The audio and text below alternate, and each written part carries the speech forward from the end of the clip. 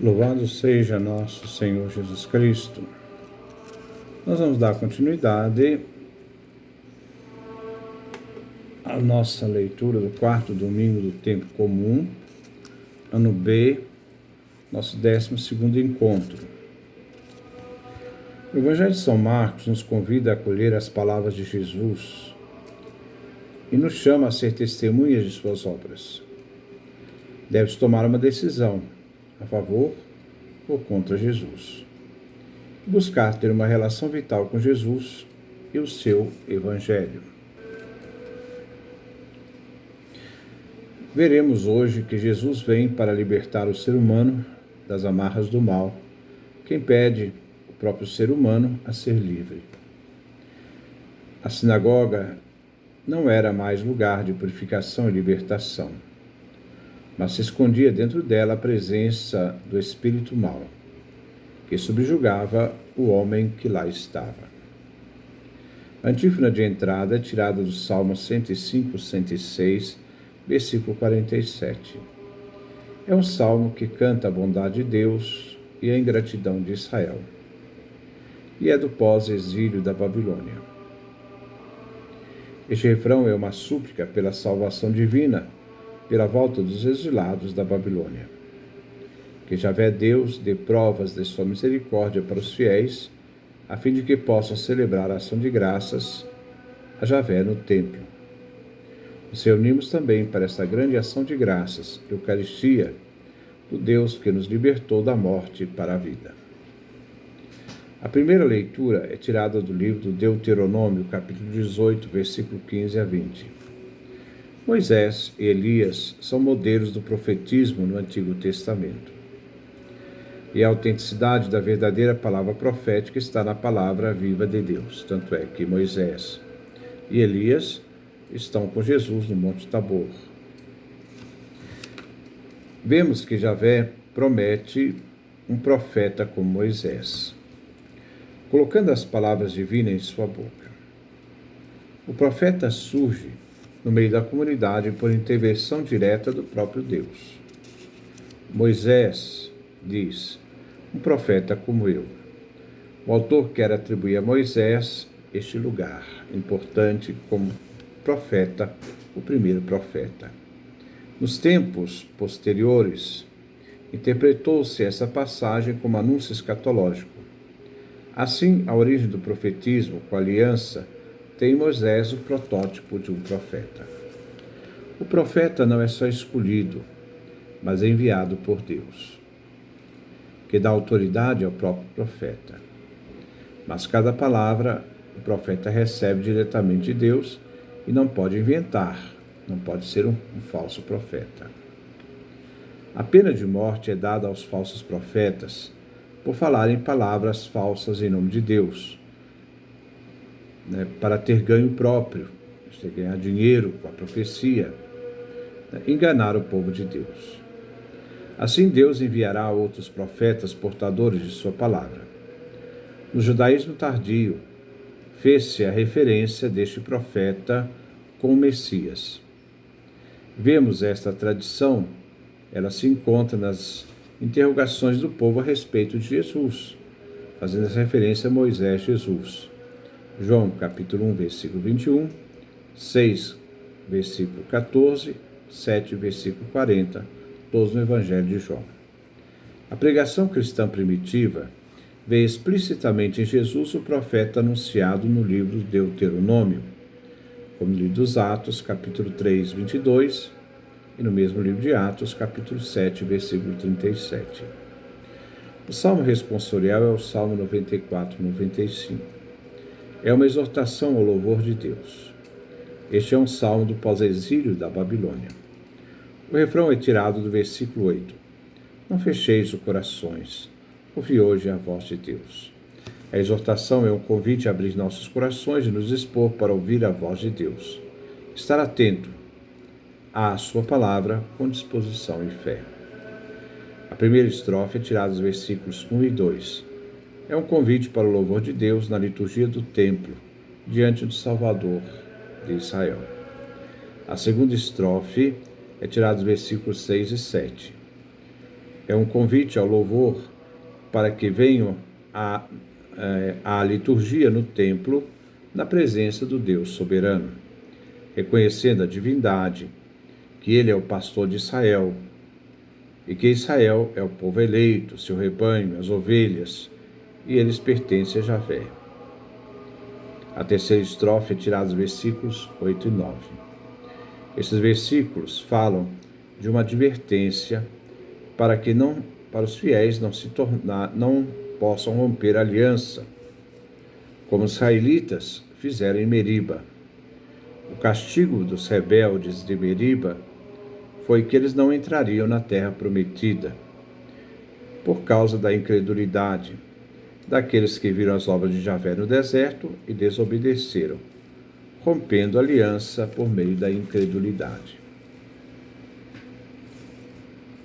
A segunda leitura foi tirada da primeira carta de São Paulo aos Coríntios. É o capítulo 7, versículo 32 a 35. São Paulo sabe que Deus, no princípio, deu a primeira bênção à humanidade, que foi o matrimônio. Aqui se fala de celibato escolhido, a que se deve dedicar, totalmente ao Senhor, segundo a vocação particular de cada um.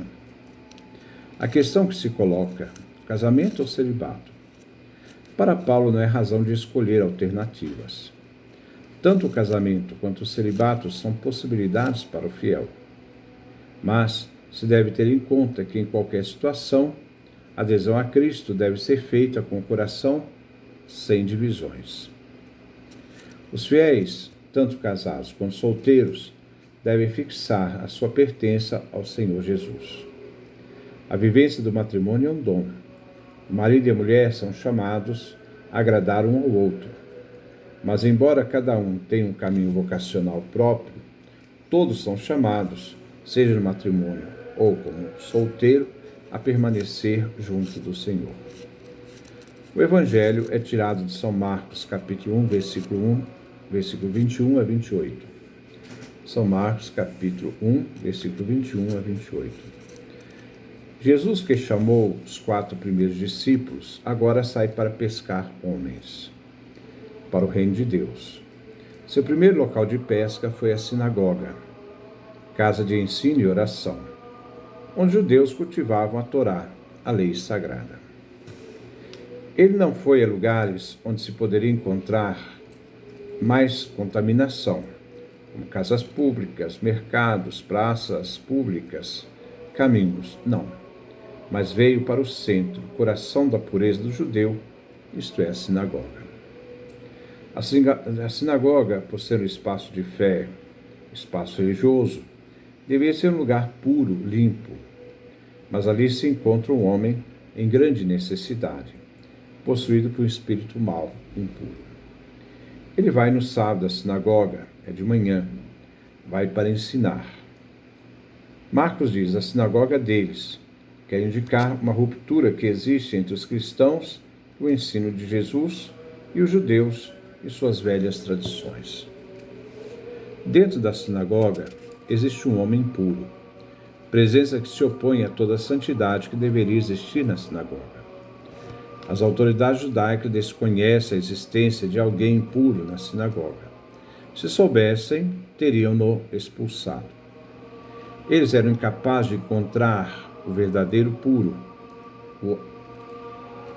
quanto mais encontrar o homem de espírito mau. Eles não seriam capazes.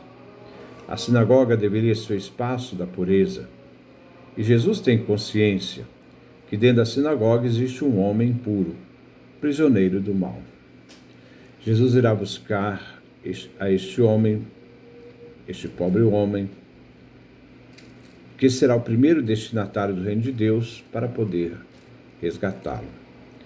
Os escribas, mestres da lei, são capazes de entender e interpretar as Escrituras com detalhes, mas não têm poder para encontrar o homem com espírito impuro e poder então curá-lo.